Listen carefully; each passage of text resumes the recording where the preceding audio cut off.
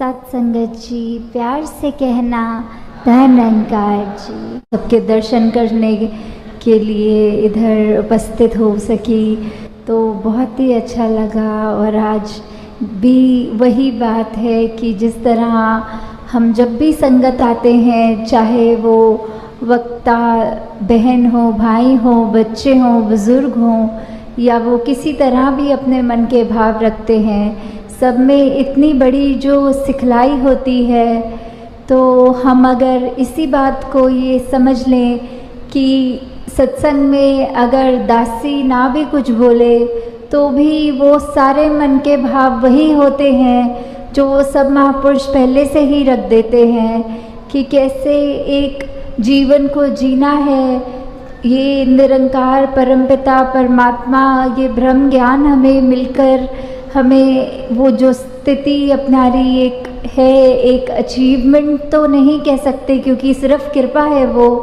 पर अब उस कृपा के बाद हमें अपने जीवन में ये जो सहज अवस्था लानी है। तो ये सहज अवस्था ये हमको भक्ति के मार्ग पे कैसे और दृढ़ कर सकती है कि कैसे हम ये सत्संग में भी बार बार सुनते हैं कि हमें अपने जीवन में एक वो बैलेंस लाना है कि स्थिति कैसी भी हो एक जैसा रखना है। तो ये हमें अचीव कैसे करना है, ये हमको अपनी ज़िंदगी में प्रैक्टिस कर कर के कैसे ढालना है। जैसे कोई भी अगर जितनी भी उम्र है हमारी, उस हिसाब से कुछ ना कुछ उतार चढ़ाव आते ही रहते हैं। अगर किसी का बहुत छोटा बच्चा भी स्कूल के लिए एडमिशन लेनी है तो माता पिता को चिंता होती है कि कब होगा, और वो बेचैनी रहती है कि एडमिशन के फॉर्म निकल गए हैं या कोई भी ऐसी बात। थोड़ा वो बच्चा जब बड़ा हो गया और तो पढ़ाई में एग्ज़ाम्स नहीं हो पाए, पढ़ाई में ध्यान नहीं लग रहा, ऐसी और कितनी और बेचैनियाँ आती हैं। और जब बच्चे थोड़े और बड़े हो जाते हैं स्कूल कॉलेज के टाइम में, आजकल तो बच्चों की ये देखी गई है हाल कि अगर कभी दिल भी टूटता है तो अपने आप को बिल्कुल एक उस तरह बना लेते हैं कि अब तो हम पत्थर दिल हो गए हैं, हमारे साथ अच्छा नहीं किया। तो भाव क्या है ये सब बताने का कि कैसे आगे जाके भी अगर नौकरी पेशा वाली ज़िंदगी भी होती है तो जॉब नहीं मिल रही या फिर सैलरी कम है, कुछ भी पड़ाव जीवन में जैसे जैसे आते हैं, कभी भी वो सहज अवस्था में एक जीवन को उस तरह व्यतीत नहीं किया जाता। और यही मन के भाव रहते हैं कि काश ऐसा होता तो ज़्यादा बेहतर होता। तो यही एक अगर हम भक्ति के मार्ग पे चल रहे हैं तो कैसे हर पल हमारा खुद ब खुद उस तरह निकलता है कि एक हमें अपने आप को ज़बरदस्ती कुछ सोच विचार में नहीं डालना पड़ता, जो ना कि किसी ये डिप्रेशन आजकल जो वर्ड इतना कॉमनली यूज़ हो रहा है कि हम अगर सचमुच प्रभु परमात्मा निरंकार से हर समय जुड़े हुए हैं तो कोई भी दुनियावी रूप का दुख हमें उस तरह दुखी नहीं कर सकता, और कोई भी स्थिति हमको इतनी सुखदाई भी है तो उसमें भी बहुत ज़्यादा खुशी का एहसास नहीं होता। तो आज सुबह की ही घटना की दासी के पास एक बहन आई और बोली कि उनका 13 साल का एक छोटा बच्चा वो ब्रह्मलीन हो गया है। तो वो बहुत ही उस तरह ज़्यादा रो रहे थे। तो दासी ने सिर्फ ये बोलकर कि निरंकार पूरे परिवार पे कृपा करे, शक्ति बख्शे, और साथ में जब उन्होंने फिर ये कहा कि अगर निरंकार ने बच्चा लेना ही था तो दिया ही क्यों, तो दासी ने बस यही भाव रखे कि जब निरंकार ने बच्चा दिया तब तो आपने शुक्राना किया था, तब तो सवाल नहीं किया था कि ये बच्चा दिया क्यों। और अब जब वही शरीर भी निरंकार का जो पहला प्रण होता है, तन मन धन निरंकार का है, तो वही निरंकार की वस्तु जब निरंकार ने दी और जब चाहे निरंकार ने वो शरीर ले लिया वापस, तो हम उस सहज भाव में क्यों नहीं रह पा रहे। तब हमारे मन में इतनी उथल पुथल क्यों हो रही है कि जब एक अगर हमारा ज़िंदगी का जो मकसद है ये ब्रह्म ज्ञान प्राप्त करना, उसके बाद तो अपने आप ही जीवन ये सहज भाव का जीवन, ये सहज अवस्था वाला जीवन बन जाना चाहिए। तो हम अपने अंदर ये सोच विचार करके देख लें, ये इंट्रोस्पेक्शन करके देख लें कि क्या हम आते तो हैं संगत, पर हम फिर भी अपना मन, ये सारे वक्ता जो भी बोलते हैं स्टेज से, क्या हम सभी की बातें सुन रहे हैं या बैठकर हमारा ध्यान कहीं और चला गया, दिमाग किसी को देखकर कुछ और सोचने लग गया।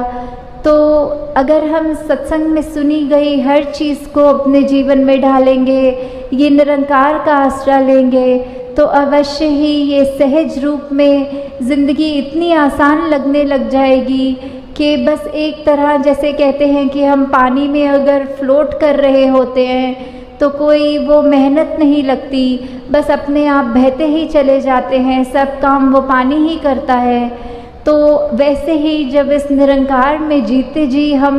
भ्रमलीन हो जाएं, तो वो सहज अवस्था हमें सही मायने में मिलती है। तो हर पल हमें अब कोशिश यही करनी है, चाहे हमारी कोई भी उम्र हो, कहीं से भी आए हों, कुछ भी हमारे जीवन में चल रहा हो, हम किसी भी बैकग्राउंड के हों, तो बस बात यही कि परमात्मा निरंकार सभी का जो है वो हम सबके लिए जीवन में जो कर रहा है,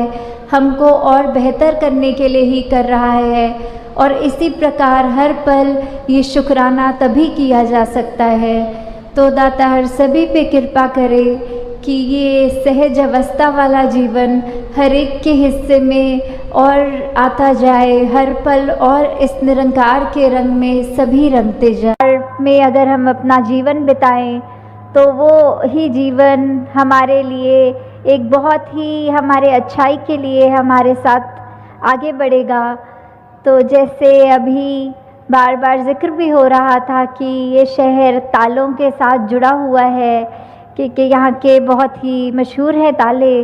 तो कैसे कोई महात्मा ने भाव रखा कि हर ताले की चाबी की बात होती है, और कोई महात्मा ने ये भाव रखे कि ये मन में अगर ताला लग जाए तो फिर जो भी गलत भाव होते हैं ये मन में ही वो घुस ही ना सकें। तो वैसे ही दासी के भी जहन में आया कि अगर ये निरंकार जो है वो हर ताले की चाबी है, हर समस्या का हल है, कि कैसे हम अगर किसी भी चीज़ में पढ़ें, अगर हम ये मान के चलें कि आज के युग में अगर दुनिया में देखें तो जंजीरें बहुत हैं, और ये जंजीरों पे अपने अपने रंग के ताले लगे हैं, कहीं पे जात पात के ताले लगे हैं, कहीं पे और ऐसे जो जकड़ के एक अपने आप को हमने बांध लिया है। हम हर एक में ये परमात्मा नहीं देख पा रहे, हम हर एक को अपने आप से नीचा देख रहे हैं। तो ऐसे जो भी द्वेष भाव हमारे अंदर आ रहा है, ये जंजीरों के तालों को अगर ये ब्रह्म ज्ञान रूपी चाबी से हमने खोल दिया, अपने आप को, अपनी रूह को आज़ाद कर दिया, तो दातार उस तरह भी सभी पे कृपा करे कि जैसे ये शहर का नाम भी अलीगढ़ है, तो ये जो अली का जो गढ़ है वैसे ही हमारा मन बन जाए, जिसमें ये परमपिता परमात्मा, ये अली मौला, ये गॉड, ये इस तरह बस जाए, निरंकार पल पल हमारी ज़िंदगी में इस तरह शामिल हो कि फिर हम एक अपनी जीवन में ऐसी खूबसूरती ला सकें अपने आप के अंदर, और जिसके भी हम संपर्क में आए उनके अंदर। पर शुरुआत हमें जो करनी है वो अपने अंदर से ही करनी है, कि कैसे हम अगर प्रतिदिन ये निरंकार का एहसास करेंगे, सोचें कि हमारा मन साफ रखना है, हमने ये महान जो हमारा विश्वास को एक अटूट बनाना है,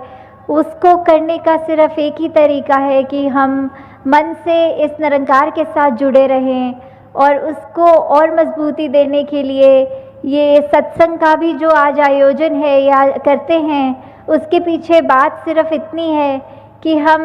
ये एहसास कर पाएंगे, हम अपने लिए, अपने समाज के लिए, ये एक यूनिवर्सल ब्रदरहुड की जहाँ बात आती है, वासुदेव कुटुंबकम की बात आती है,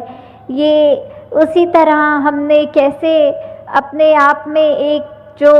यूनिटी की बात आती है कि चाहे कितने भी भिन्न भिन्न दिखते हों, ये अंदर से एक होना वाली बात। तो सात संगत जी, धन निरंकार जी।